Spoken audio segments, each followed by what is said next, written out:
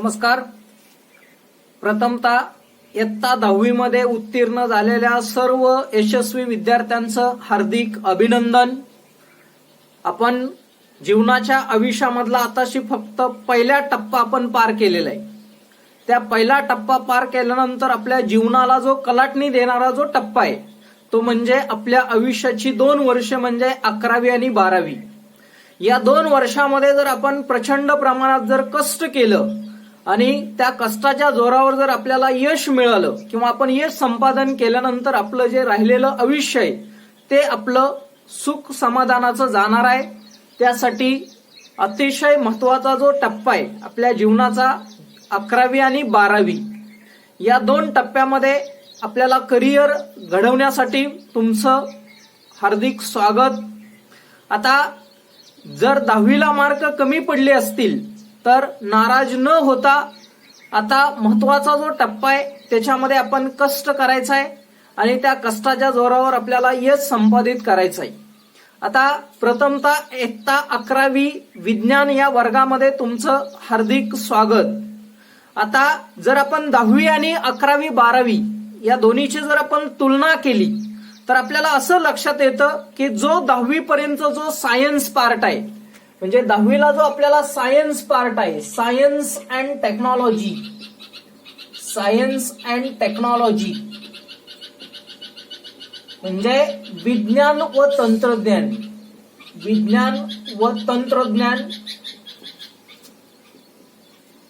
हे 10वी पर्यंत तुम्हाला असा विषय होता, सायन्स अँड टेक्नॉलॉजी, विज्ञान व तंत्रज्ञान.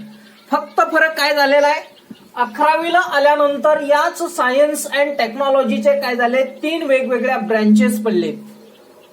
एक आहे फिजिक्सला आपण म्हणतो भौतिकशास्त्र. दुसरा आहे केमिस्ट्रीला आपण म्हणतो रसायनशास्त्र.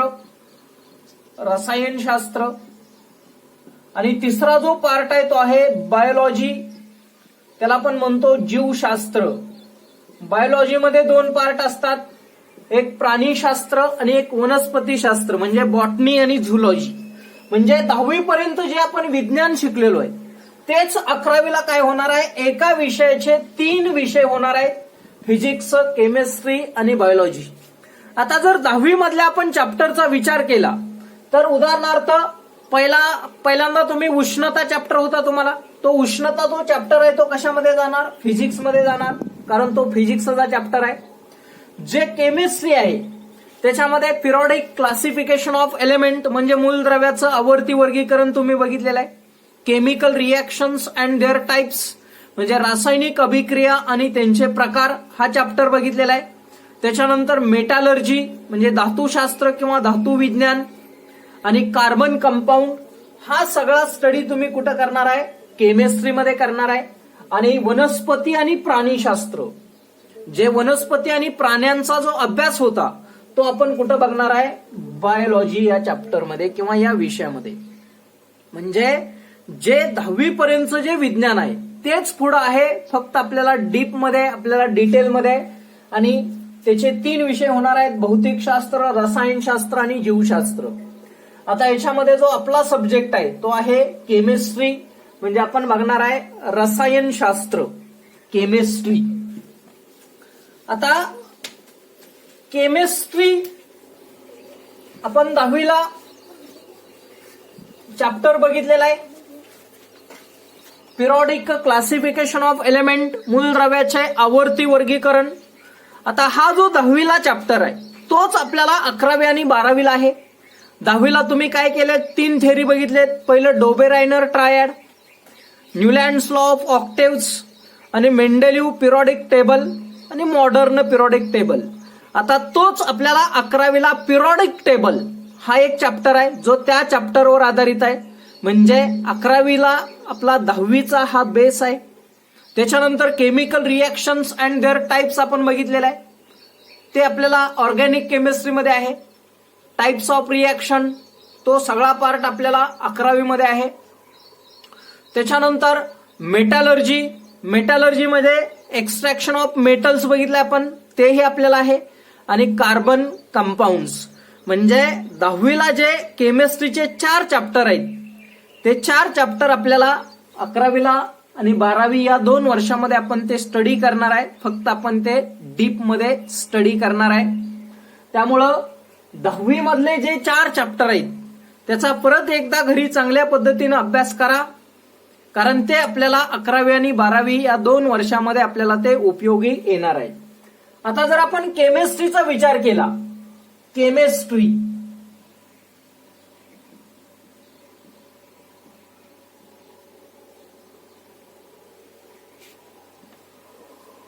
आता कशाला म्हणायचं केमिस्ट्री? नेमकं सायन्स मधला जो केमिस्ट्री पार्ट आहे, या केमिस्ट्री पार्ट कुणाला म्हणायचं? तर हा एक सायन्सचाच पार्ट आहे, आपण आताच बघितलं, ज्याच्यामध्ये कशाचा अभ्यास केला जातो? कंपोजिशन. म्हणजे एखादा सबस्टन्स आहे, त्या सबस्टन्स मध्ये कोणकोणते घटक आहेत? स्ट्रक्चर असतील, स्ट्रक्चर म्हणजे त्याची रचना काय आहेत? प्रॉपर्टीज ऑफ मॅटर म्हणजे पदार्थांचे गुणधर्म काय आहेत? And reactions by which one form of substance is converted into another म्हणजे रासायनिक अभिक्रियांचा त्याच्यामध्ये अभ्यास केला जातो. त्याला आपण म्हणतो केमिस्ट्री. म्हणजे कशा कशाचा? कंपोजिशन, स्ट्रक्चर असेल, प्रॉपर्टीज असतील आणि रिएक्शन याचा अभ्यास करणारं जे शास्त्र आहे त्याला आपण काय म्हणतो? Chemistry.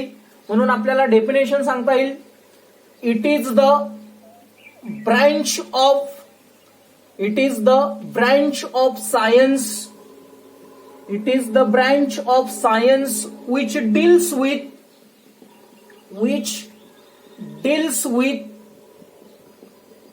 study of composition,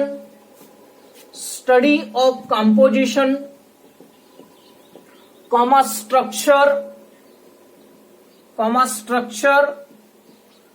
properties of matters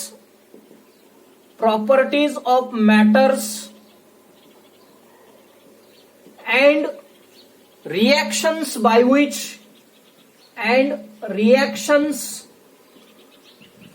by which one form of substance is converted into another form. त्याला आपण म्हणतो केमिस्ट्री. म्हणजे केमिस्ट्रीमध्ये कशाचा अभ्यास केला जातो? Study of composition.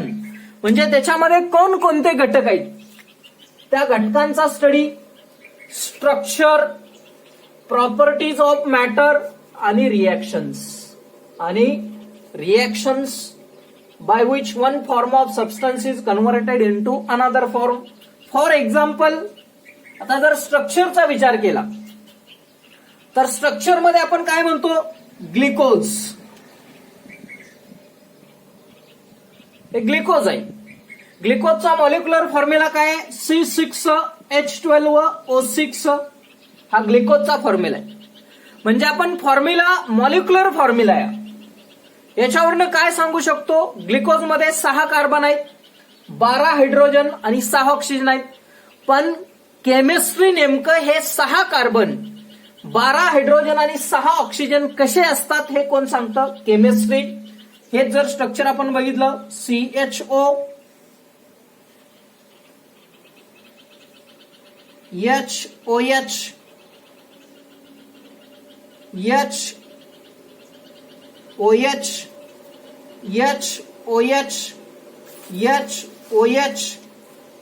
आणि CH2OH हे ग्लुकोजचं स्ट्रक्चर आहे. म्हणजे हे कोण स्टडी करतं? केमिस्ट्री. म्हणजे ग्लुकोजचं नेमकं स्ट्रक्चर कसं आहे, प्रॉपर्टीज ऑफ मॅटर म्हणजे पदार्थांचे गुणधर्म कसे असतात, आणि रिएक्शन मग आपण 10वीला बघितलेलंच आहे, reaction by which one form of substance is converted into another. उदाहरणार्थ कार्बनची रिएक्शन जर आपण ऑक्सिजन बरोबर केली तर त्याचं रूपांतर कशात होतं? कार्बन डायऑक्साइड मध्ये. ही रासायनिक अभिक्रिया आहे, याचा स्टडी कोण करतं? केमिस्ट्री. म्हणून केमिस्ट्री कुणाला म्हणायचं? तर it is the branch of science which deals with study of composition, structure, properties of matter and reactions by which one form of substance is converted into another form is called chemistry. त्याला आपण काय म्हणतो? Chemistry. आता हा जो chemistry, या केमिस्ट्रीमध्ये 21व्या शतकामध्ये मोठ्या प्रमाणात काय झालं? ग्रोथ झाली. Tremendous growth in the knowledge of chemistry. जे केमिस्ट्रीचं नॉलेज आहे, या केमिस्ट्रीच्या नॉलेजमध्ये प्रचंड प्रमाणात काय झाली? ग्रोथ झाली. त्यामुळं आपल्याला त्या केमिस्ट्रीच्या वेगवेगळ्या ब्रँचेस कराव्या लागल्या. मग केमिस्ट्रीच्या ज्या ब्रँचेस असतात,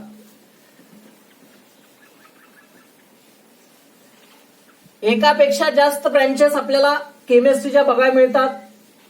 त्या कोणत्या आहेत बघा? Branches.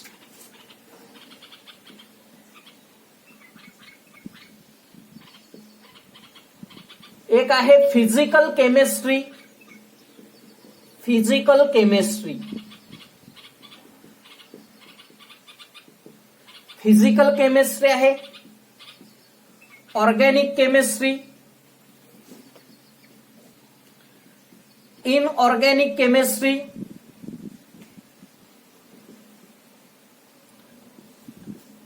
Analytical chemistry, biochemistry,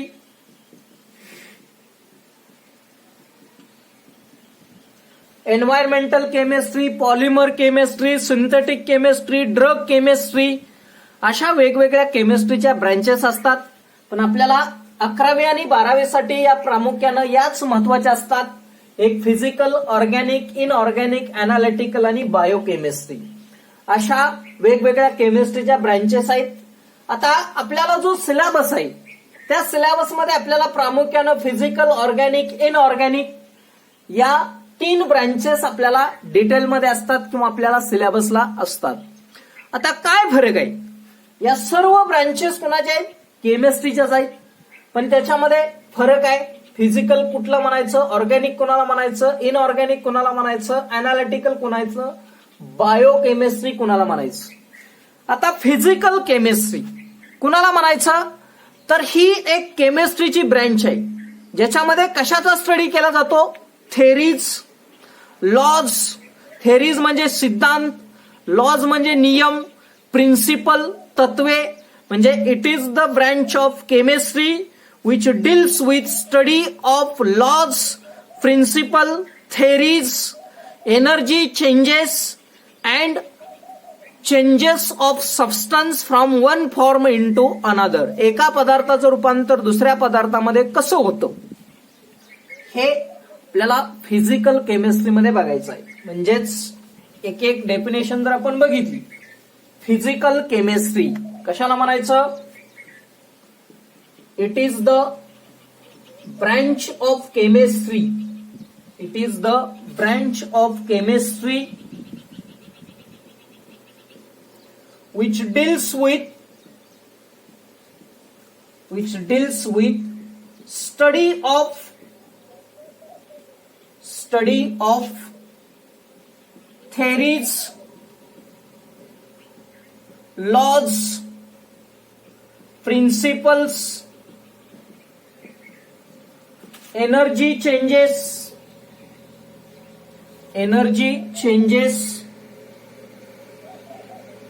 and transfer of substance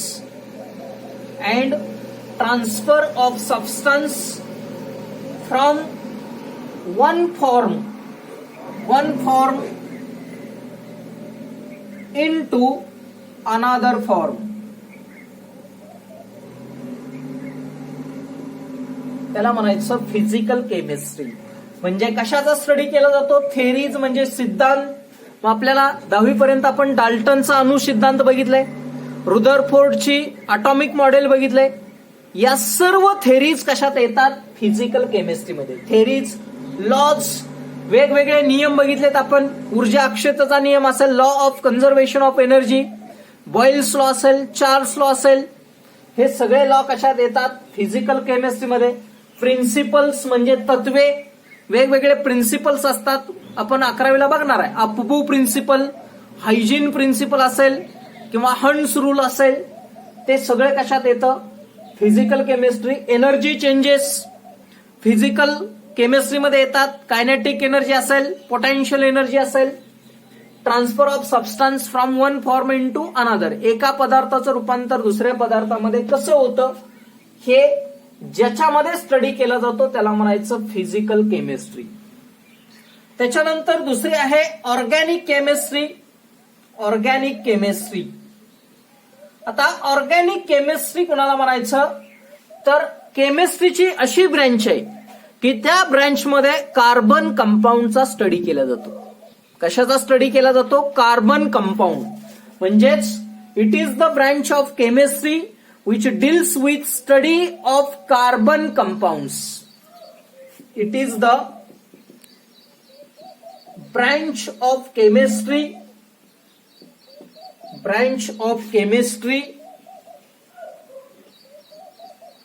which deals with study of carbon compounds.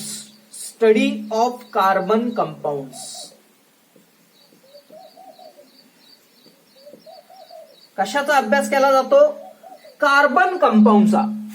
त्या केमिस्ट्रीच्या ब्रँचला काय म्हणायचं? Organic chemistry. मग आपण 10वी मध्ये कार्बन कंपाऊंड हा स्टडी केलेला आहे.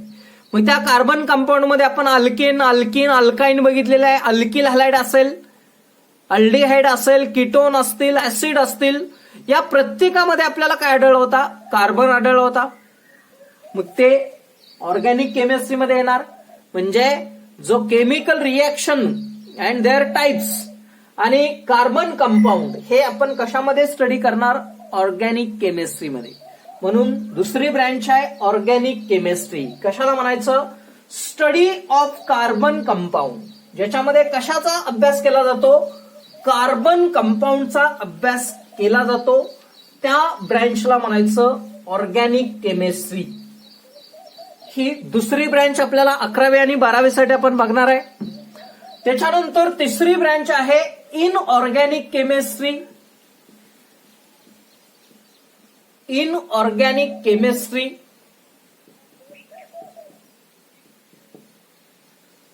आता इनऑर्गॅनिक कुणाला म्हणायचं? तर कार्बन सोडून बाकीच्या कंपाऊंडचा अभ्यास करणारी रसायनशास्त्राची फांदी किंवा branch. It is the branch of chemistry which deals with study of compounds other than carbon. आपण आता ऑर्गॅनिक मध्ये काय बघितलंय? कार्बनचा. कार्बन शिवाय कशात येतात? Inorganic chemistry. म्हणजे it is the branch of chemistry which deals with study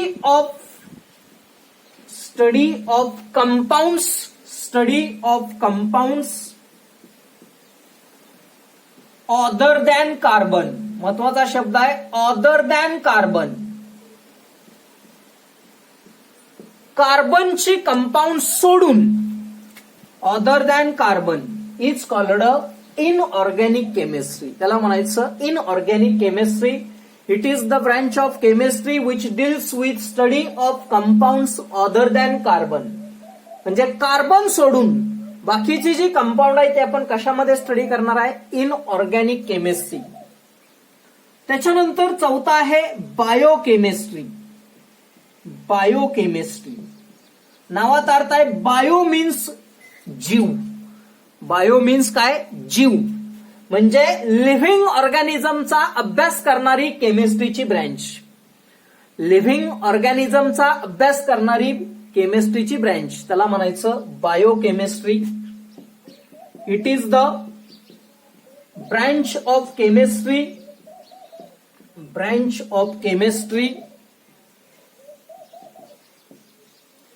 which deals with study of living organisms. हा शब्द महत्वाचा. म्हणजे जे सजीव आहेत याचा अभ्यास करणारं केमिस्ट्रीची ब्रँच, त्याला काय म्हणायचं, living organism. It is the branch of chemistry which deals with study of living organism is called biochemistry. ही चौथी ब्रँच आहे. आणि शेवटची ब्रँच आपण analytical chemistry. Analytical chemistry, analytical chemistry.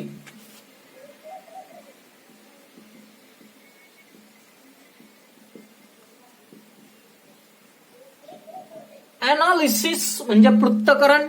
Analytical केमिस्ट्रीमध्ये काय करायचं तर पहिल्यांदा काय केलं जातं, सेपरेशन, नंतर आयडेंटिफिकेशन अँड क्वांटिटेटिव्ह डिटर्मिनेशन. म्हणजे पहिल्यांदा काय करायचं, सेपरेट करायचं, नंतर ते आयडेंटिफाय करायचं आणि नंतर त्याच्यामध्ये असणाऱ्या घटकांचं प्रमाण काय करायचं, मोजायचं. हे अनालिटिकल केमिस्ट्रीमध्ये असतं. म्हणजे अनालिटिकल मध्ये सेपरेशन असतं, separation, identification. It is the branch of chemistry which deals with study of separation, identification and quantitative determination.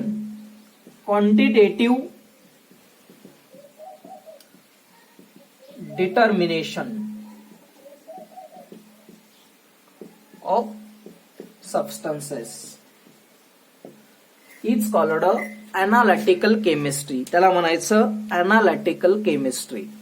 म्हणजे केमिस्ट्रीमध्ये कशाचा अभ्यास करायचा याच्यावरनं त्या केमिस्ट्रीच्या ब्रँचेस आहेत.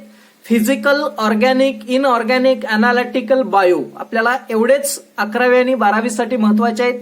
याच्यापेक्षा जास्त आहेत ते आपल्याला नंतर असतात. आता या झाल्या ब्रँचेस. या ब्रँचेसमध्ये जो आपण पार्ट घेणार आहे तो आहे ऑर्गॅनिक केमिस्ट्री. Organic chemistry. आता ऑर्गॅनिक केमिस्ट्री आपण डेफिनेशन काय सांगितली, it is the branch of chemistry which deals with study of carbon compounds is called organic chemistry. त्याला आपण म्हणतो ऑर्गॅनिक केमिस्ट्री. आता 10वी मध्ये 2 चॅप्टर आपण त्याचेच बघितलेत, ऑर्गॅनिक केमिस्ट्रीचेच बघितलेत. दुसरा chemical reactions and their types आणि कार्बन कंपाऊंड. हा